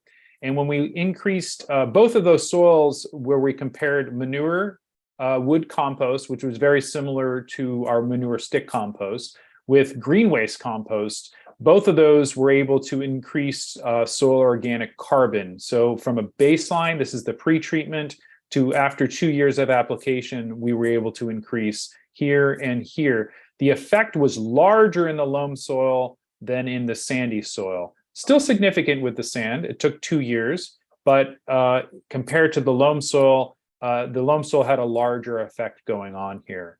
So that again is just another data point to support that if you're going to make an investment in these types of products in your orchard and you want to see a return on that investment, effects faster, I would recommend targeting maybe a more loamy soil that you might have to see that effect. But if you're really trying to improve soil properties in a very sandy soil, you have to keep in mind that that effect is going to take longer to build up to anything as equal as your loamy soil, but still something that can happen.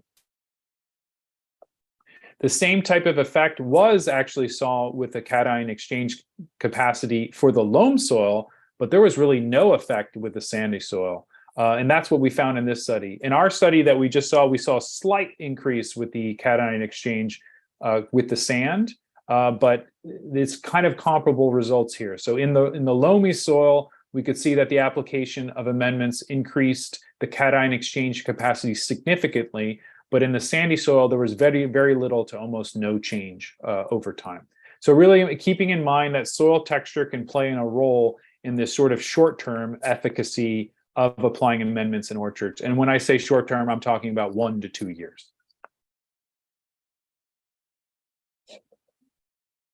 So our summary that I wanted to for today is simple in that the barriers to adoption really are depending on understanding more of this question around nutrient availability and some of the variability within our organic matter sources. When it came to soil health for manure, we see some signs of improvement with this very sandy soil. But like I said, it's really difficult to uncouple the good from the bad when we're using manure, right? And good, I would say, is potassium. The bad would be sodium. Both of them are monovalent ions. Separating them within a manure stream would be very technically difficult to do. So we sort of need to accept that if we want the good from the manure, which is the nutrients like potassium, the organic matter, that might be coming along with things that we need to keep an eye on when it comes to managing our orchards, like sodium and salinity. When it comes to obviously other issues like pathogens and weed seeds, those are things that we were able to take care of with the composting process. But when it comes to some salts, something to keep an eye on, but certainly not a game changer if you're thinking about using these types of materials.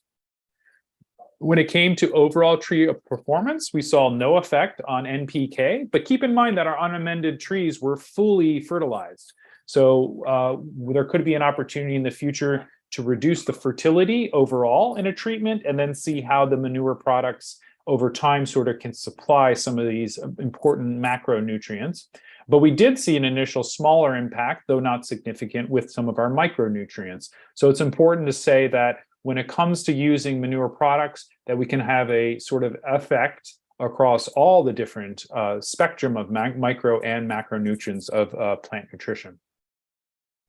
And lastly, the effects of soil texture are still evident here. Like I've shown in a previous study, that we see faster effects on loamy soils. But if you're going to try to employ and make an investment on your orchard on a very sandy soil, just keep in mind that it's probably going to take more time in order to see that effect.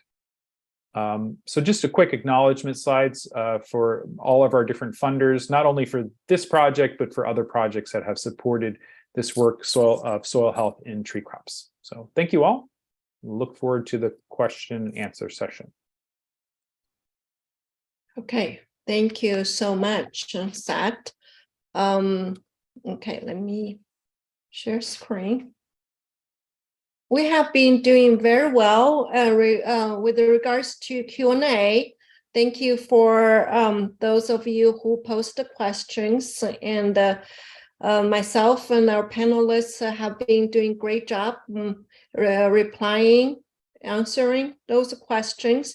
But we do have several new questions, and we will answer those in our QA session. But before we go into QA, I would like to ask you to do a favor, and we wanted to ask you to do a survey again, second survey. After you hear the presentations and the remarks, would you please complete our second survey? Or have Hossein to speak to us. Hello, everyone. Yeah, for the post survey, similar to the pre-survey, you could use your smartphone, just take a picture of that QR code to access it, or use the link, which I also put in the chat. There are some farmer-specific questions, and if you're not a farmer, you can just mark not applicable for those. But it's just a quick 3 to 5 questions again. Thank you. Great, thank you. We'll give you a few seconds to complete this short survey.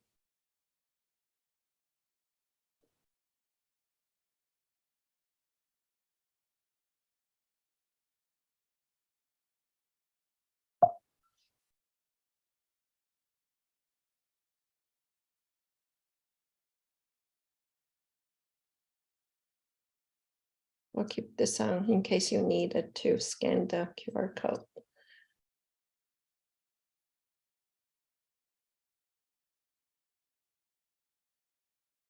Okay. I think we're doing very well with our schedule. And so to sum up, and we are almost completing our Healthy Soil project. We have about 3-4 months to go, and we expect and plan to write up a comprehensive final research report for this project. We'll be more than happy to share that report with you. And also, we are planning to do an in-person field day, sometime either in February or early March. And so we will let you know when we hold our field day for our Healthy Soil project. And again, wanted to thank our research sponsors, California Department of Food and Agriculture, Board of California, California Dairy Research Foundation for Healthy Soil project. And also wanted to thank again all our research collaborators, supporters, service providers who have worked with us in the last 3 years. And also on behalf of the research team, and wanted to thank you all, and also wanted to thank all the presenters for today's workshop. And if you do have questions and comments after the workshop, please send those to me. Okay, with that, I will do the QA. I will stop sharing. We have all the panelists, speakers here in the room. And there are, let me see, we have, oops, we got questions answered. But so if you wanted to post more questions, or if you have your questions not answered fully, and if you can post the questions again, then we have our speakers, panelists here.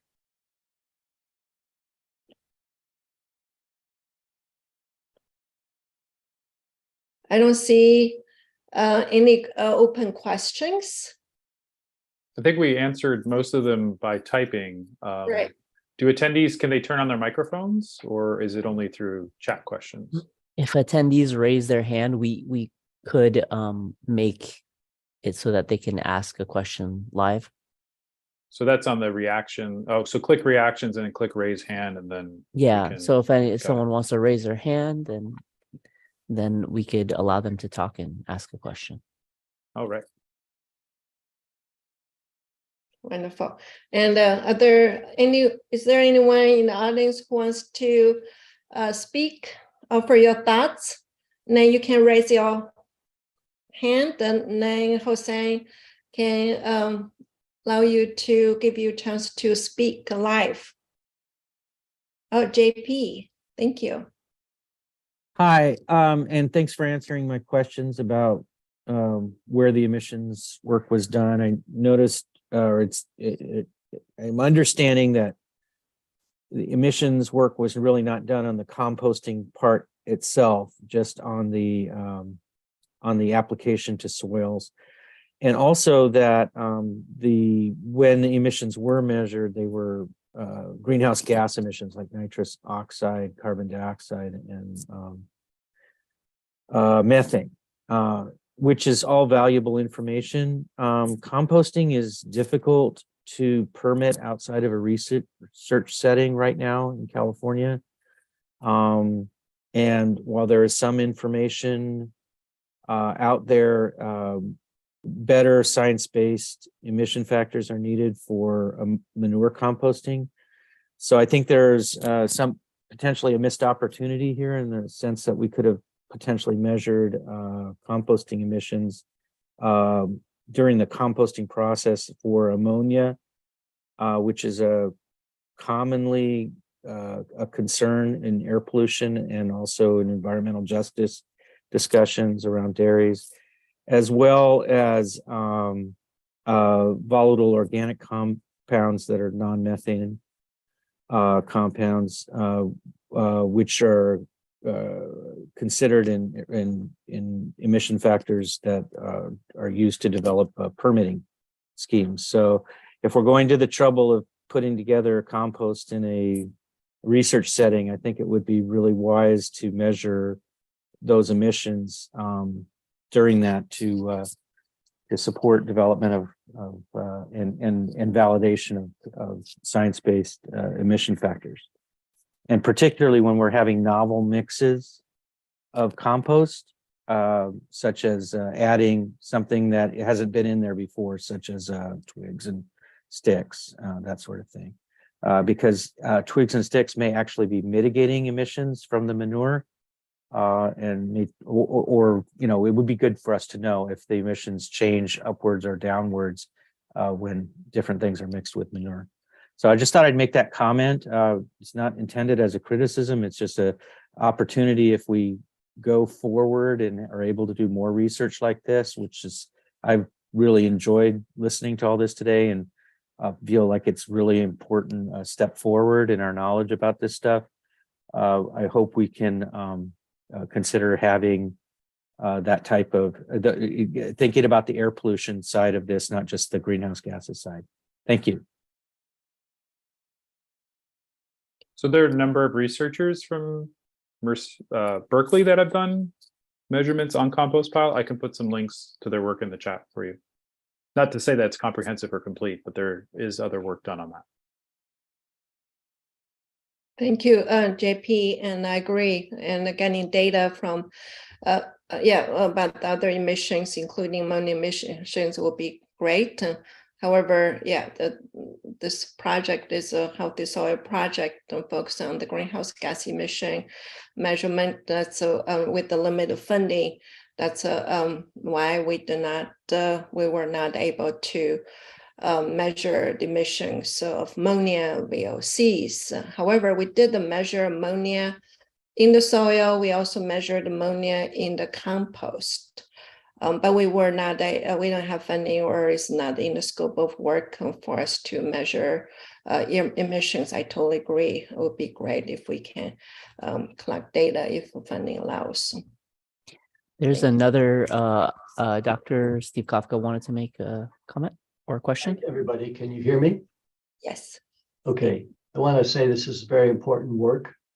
Our group has just recently done an analysis of nitrogen, particularly nitrogen surpluses on dairy farms and priority 1 nitrogen management zones in the San Joaquin Valley. And a good deal of those nitrogen, it's important because nitrate pollution of groundwater is regulated under CB salts and is recognized as an important problem in California agriculture. Dairies typically are thought of to have largely liquid manure and nitrogen liquid manure forms, but there are dairies that have a significant surplus, at least by calculation basis, as solid manure. And so any work that you can do, and this work contributes to finding ways to use solid manure nitrogen and phosphorus surpluses. And so anything that can be done to find ways to make solid manure more usable on non-dairy systems, and or including creating products that reduce transportation costs in particular, which, as you mentioned, are significant, perhaps more significant than the cost of materials from a greenhouse gas perspective, is really important. So I want to, say congratulations on working on the solid manure fraction, and I would hope that there could be continued work in that area, because it is in fact a significant issue in the San Joaquin Valley. Thank you very much, Steve. Appreciate your comments and the thoughts. And we still have a couple minutes. There are 3 questions in the Q&A. We'd like to have those answered. And so the first question is for Hamid. And can we use the same method of emission measurement for composting piles? So this question is about the methods of emission measurement. Yeah, I think there are other methods actually. Maybe the emissions here are more small. Maybe actually you have to have a bigger actually fluxed chambers basically for the compost, because basically this is just static chambers. This means actually this is very small and there is no actually airflow through it. So basically in the composting, you may need actually to have a bigger actually fluxed chamber because you have aeration there, more or less. At least it's during the this kind of turning, you may actually have some kind of air going actually penetrate the bile.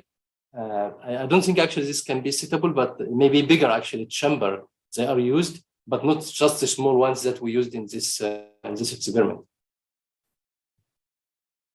Yeah, in the paper that's in the chat, they used 2 foot diameter. If I'm getting that right. Yeah, 2 foot diameter by 1 foot high. So it's quite a large chamber, but this similar methodology of a static closed chamber, but probably bigger. That's what I was saying. Yeah. Okay, thank you. Yeah, in the publication that you can see that it says it in their description. Okay, thank you. Well, move to second. It's not question, probably it's more about it's a comment. This one is directly to Sat, and Sat can read. I can read it too. One important point brought up by Sat is the reduction of chemical fertilizers in the orchard. Concerns to increase salinity from manure compost, improvements on soil texture, water retention. These points will likely determine the farmer's adoption of the use of compost. Do you have any comments, further comments to share, Sat? Yeah, I mean, it's using compost is going to have an additive co-benefit approach, right? It's going to help with the fertilizers, water retention, building soil organic matter, those types of things. So I think it's reasonable to think that it's not going to be one thing. I'm using compost for this. It's going to be a whole host of different things that will likely determine if the farmer adopts it. But when we talk about adoption, what the main barrier was for the almond industry was food safety. I mean, it was #1. And I think I have to, self-congratulate ourselves here to say that we really got that with the dairy industry. It was so critical. That's right. The manure's there. The orchards are here. What is the biggest barrier? It was actually around food safety. And we were able to demonstrate that actually, yeah, you can make a quality product here in California and move it mile or so down the road for use. And I think that's really the biggest outcome of this work, is to show that we can actually do that. Very well said. Thank you. And okay. I was looking at one question from Nick.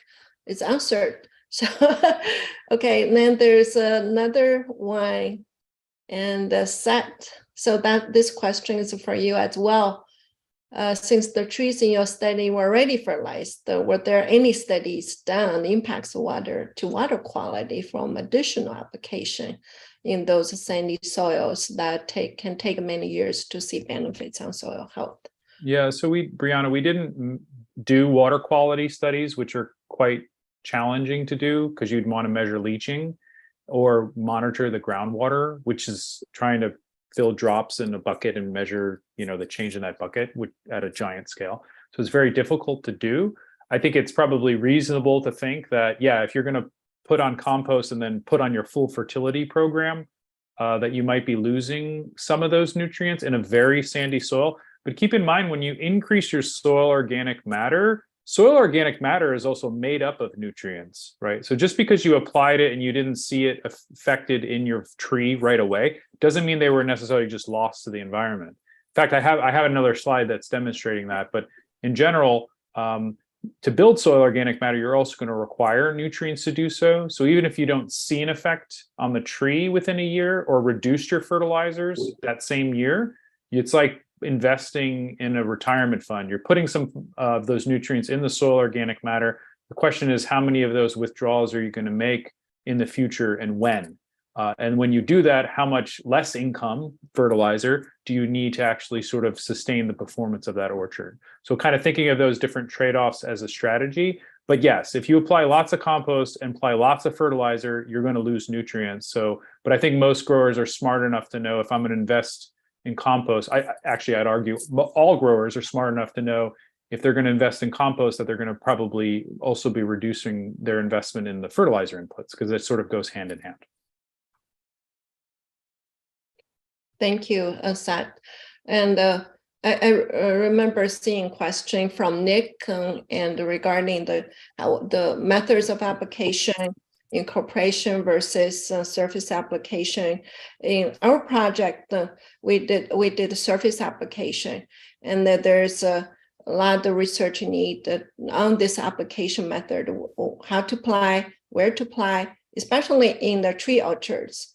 And so alleys versus close to a tree, where also a different irrigation system. So the orchard we worked with had a spray irrigation. And so definitely we need to work with the orchards that have drip irrigation.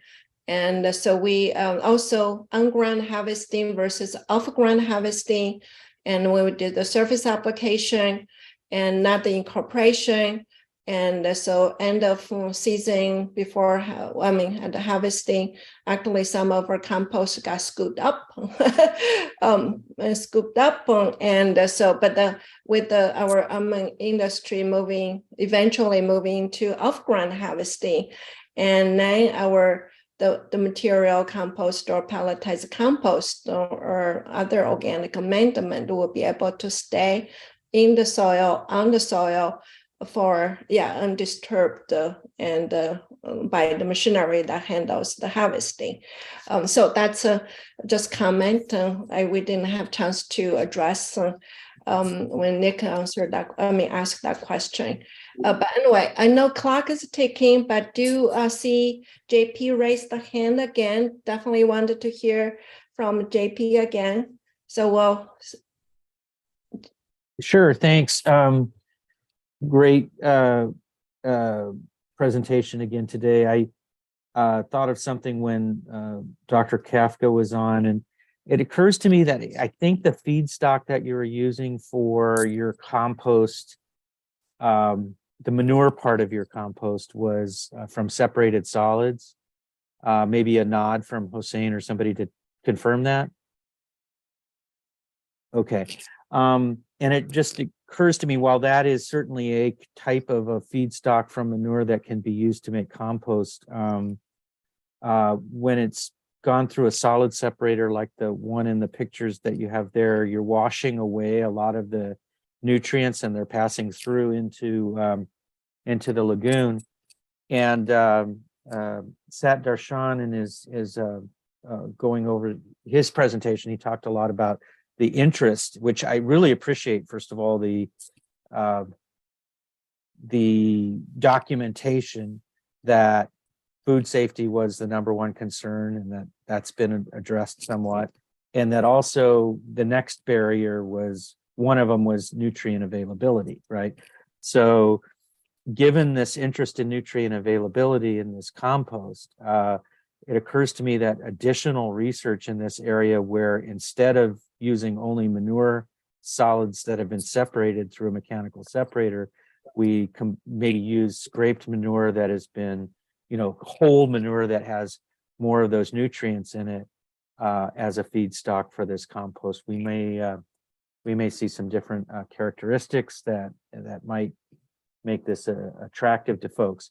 That also solves a problem that Stephen Kafka was sort of mentioning, which is, we do have nutrient surpluses on dairies in both the solid and the liquid side, but we can divert using partial scrape. We could divert some of the liquid stream to a solid stream and scrape it, say once or twice a week, and develop a sort of a whole manure stream if we have something good to do with that, such as composting it and pelletizing it, that sort of thing.